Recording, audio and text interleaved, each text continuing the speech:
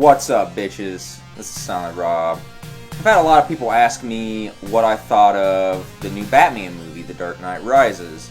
And I have seen it, and I'll tell you guys what I thought. Dark Knight Rises is a hard movie to sum up, you know? It's such a colossal movie, it's such a large movie, there's so much shit going on at one time. This is Christopher Nolan we're talking about here, so there's a little bit more working in this movie than meets the eye. It's not a typical movie.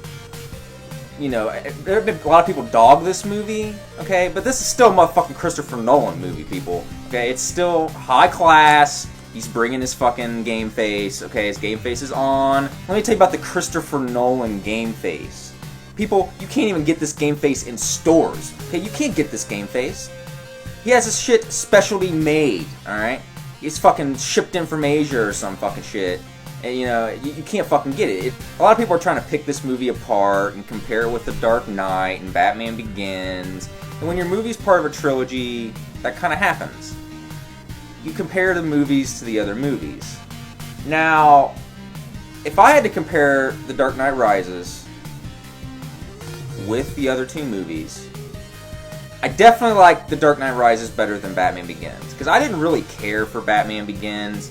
That's why The Dark Knight surprised me so much, because I was like, I wasn't expecting anything out of The Dark Knight until the movie came out. The fucking early reviews were fucking crazy on it. Everything going down. I went and seen that. The Dark Knight is one of the only movies, it might be the only movie that I've ever seen in the theater multiple times. I've seen that movie in the theater 3 fucking times. Okay, I don't do that. I see a movie in the theater one time, and most of the time I don't even go to the theaters anymore. So that was a good fucking movie. And now, The Dark Knight Rises, though, is a different movie entirely. You can't even compare it to The Dark Knight, and you can't compare it to Batman Begins, because really all 3 Christopher Nolan Batman movies are different movies. You know, they have a different feel to them. You know, Batman Begins has the whole origin story thing going down, you know, and to me, I don't really give a fuck about origin stories. You know, I've seen a ton of origin stories. I can pretty much piece together in my head what's going down with Batman at this fucking point, you know? So Batman Begins wasn't really that interesting to me. The villains weren't really that interesting, except Scarecrow, but he's barely in the fucking movie. I mean, if you blink, you miss Scarecrow entirely in Batman Begins. Okay? You're just watching it, and you're just fucking like, what? I missed it? Okay? He was on there? Okay? Well, you're gonna have the most interesting villain in the movie hardly be in the movie. I see, you know, I know what they say about, you know, not giving the audience too much of a good thing. But how about we get more than like 5 fucking minutes of Scarecrow, motherfuckers? You're gonna have a cameo appearance in like every movie afterwards, but the movie that he's supposed to actually star in, he's barely fucking in it. So, I don't know, Batman Begins I was kind of iffy with. The Dark Knight was the bomb, alright? It was the fucking bomb, and I've seen people comparing The Dark Knight Rises, and like, a lot of people have been tearing apart The Dark Knight, like The Dark Knight was never good. The Dark Knight is a good movie, period, alright? But is it a good Batman movie? You know, that's what I've always questioned about The Dark Knight. The Dark Knight has always struck me as kind of like a crime thriller. You know what I mean? Like a crime movie, like Heat or something like that. It's got that kind of coolness to it. It's a really sleek movie. It's really well directed. It's directed real artsy at times. And of course, you can't talk about that movie without talking about Heath Ledger's legendary Joker performance. One of the best villain performances ever. So, The Dark Knight Rises has a pretty high bar to meet, people. You know, as far as third movies in a trilogy goes, this fucking movie's pretty fucking good, people. Okay? It's pretty fucking good. You know, let's look back on some shitty-ass fucking third movies. People are dogging this movie, and I'm like, motherfucker, have you seen Godfather 3? Alright, do you know what's going down in that movie? Okay? Nonsense! There's nonsense in that movie. Godfather 3, nonsense is what they should have called that fucking movie. Okay, give me a break, people. This movie is pretty damn good. Now, The Dark Knight Rises does have its problems, which, if I had to pick between The Dark Knight and The Dark Knight Rises, I would pick The Dark Knight, okay, as the better film. As the better Batman film, I'd probably go with The Dark Knight Rises. It felt more like a Batman movie to me. I do like how it tied in to Batman Begins, and it felt like it had more to do with the Batman universe to me than what The Dark Knight did. Is it a better movie because of that? Not really.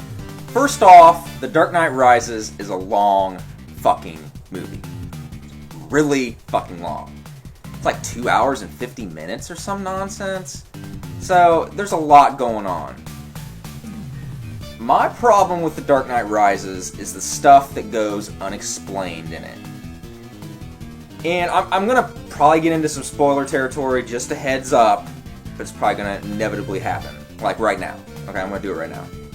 So, there's this prison in The Dark Knight Rises, and Batman, Bruce Wayne, Christian Bale, whoever, is brought to this fucking prison and thrown into this prison. It's like a pit, right? Okay, so they're never explained, like, really where this prison is, you know what I mean? You're just like, okay, there's a prison, and we're there, and it's like, how did we get here? What were the steps of us getting to this prison, you know? And so you're watching the movie and you're thinking, this is going to be explained. This has to be explained. Right? Come on, Christopher! I don't understand it! Okay, what's going on in this prison? So, you got a rope. Okay, so these people are like climbing ropes trying to jump out of this prison. So this prison is like so poorly guarded. They're just like, there's a rope. You know, you could try to get out. You probably can't, but you might be able to escape. You know? What prison does that? Can you even imagine something like that in a modern prison? Like, give me a fucking break, man. Like, you can't, it's nonsense. And my question is, like, why aren't these motherfuckers trying all day long, every single day, to get the fuck out of this shitty-ass hole-in-the-ground prison?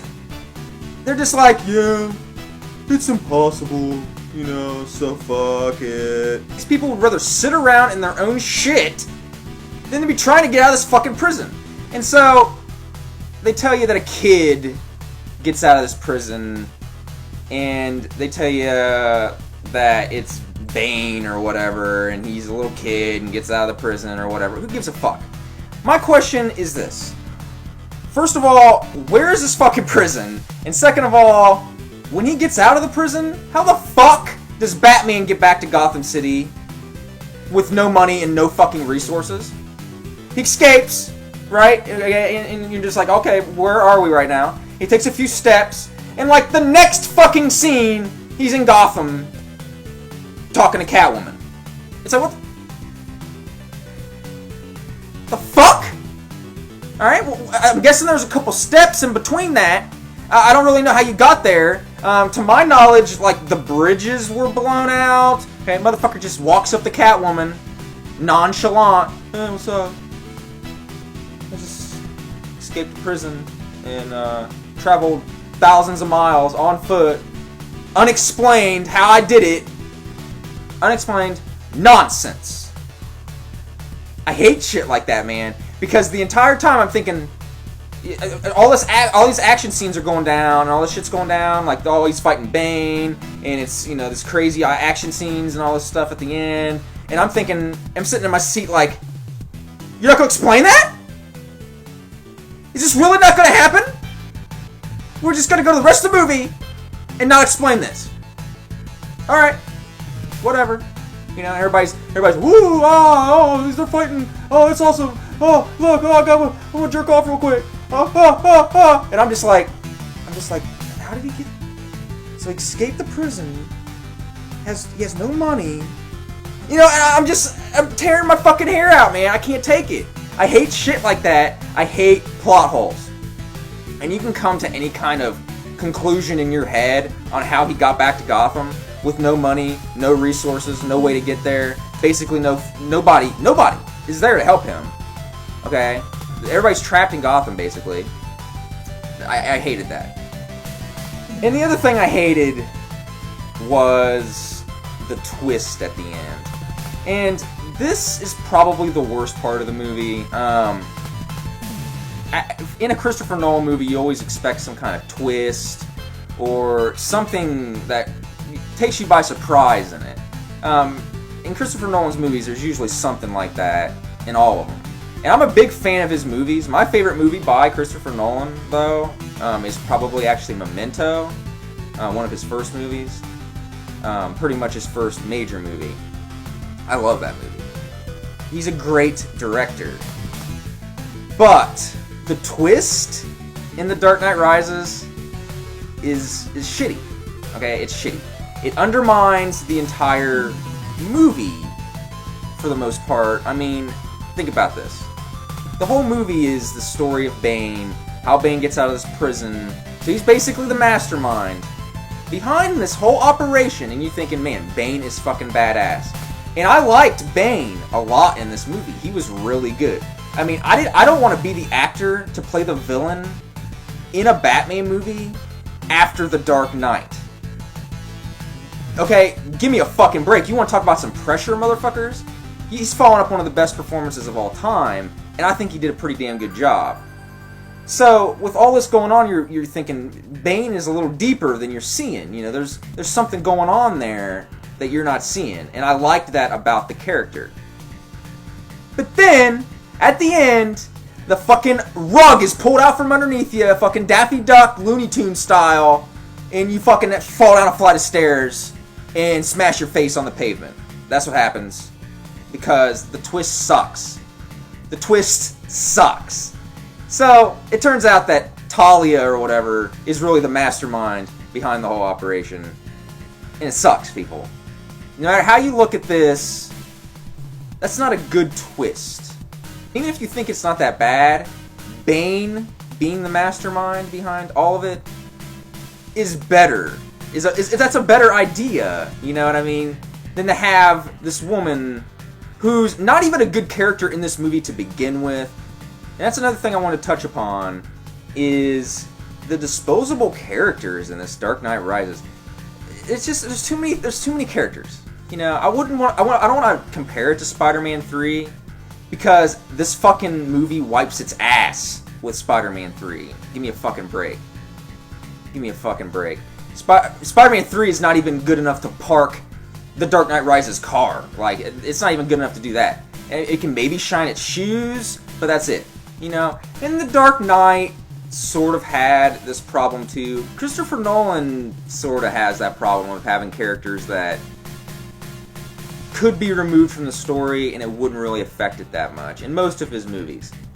In The Dark Knight, he did it with, I remember that character Ramirez in The Dark Knight could have pretty much been taken out. His character is never developed, and then there's like a whole, like almost a subplot with her, you know, and it's like, who's this Ramirez bitch? You know what I mean? Like, get this fucking hoe out of here. I don't give a fuck about this fucking bitch. I don't give a fuck about this. Like, who the fuck's Ramirez? You know what I mean? I remember that bothered me in The Dark Knight. But anyways, and it does have its problems. I mean, you can pick this movie apart if you really wanted to. I mean, there was another thing I didn't like about, you know, when Batman gets broken by Bane and he's in the prison and he basically gets back in shape in like 2 minutes. Like, his back's all broken, he's all crippled up, and he's like, yeah, your spine's just broken. Let me fix it real quick. And he's like, okay, I'm good now. And, you know, and it's just like, then it's like Rocky montage style, you know, and he's like doing some push-ups, and then he's good. All right, he's good. And it's like, are you serious? Give me a fucking break, man. And he's jumping on the pit, and he has the rope tied around him, and he's falling continually, and with his waist, like on his just like pretty much broken spine, and he's slamming down the rope, and it's just like, really? Like, come on, people. You know, like my tolerance only goes so far. My ridiculous tolerance. And there's a few you know, I know he wants to keep his Batman series grounded in reality, but that kind of took me out a little bit. I'm like, really? I mean, there needs to be, after being broken by Bane, which is like the point of this movie, you know, there should just be more than a couple push-ups and, you know, talking to some old crazy guy in the prison. He's like, oh, Buddha, Buddha, Buddha, Buddha, Buddha. And then the guy translates, oh, he says, yeah, you're a fucking dumbass. He's like, oh, okay, all right. He's like, Buddha, Buddha, Buddha, Buddha, Buddha. And he's like, he says that the grass is always greener on the other side. He's like, that's really insightful. That's really insightful. And then he's jumping out of prison and he escapes. It's like what? So what was the point of that character? What was that motherfucker doing? Okay, so he just sat in the corner and did nothing. You know, Batman is the one doing all the fucking work. You know, then this guy with the fucking, and he's like, to escape, you need to jump out. That's what you need to do. And it's like, give me a break, people. I'm a grown-ass man.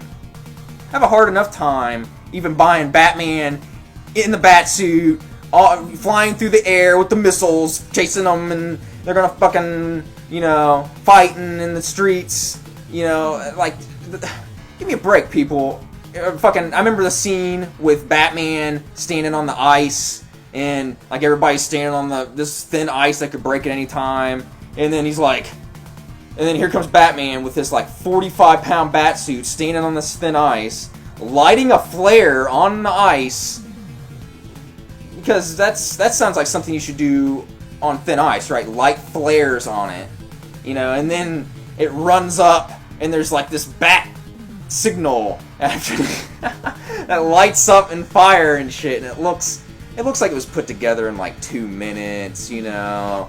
It was just like, yeah, we need to have the bat symbol and fire in this motherfucking movie. We don't have that yet? Get on that, alright? Put some thin ice in that motherfucker too. And it's like, what the fuck, man? I don't know. But I mean, there's a lot of stuff you can pick out of The Dark Knight too. But I'm being nitpicky. You know what I mean? That's what I do. That's the way I am. Could The Dark Knight Rises have been better? Possibly. Was The Dark Knight Rises a damn good movie? Hell yeah. And like I said, I had a hard time after I first seen it. I was like, maybe this is better than The Dark Knight.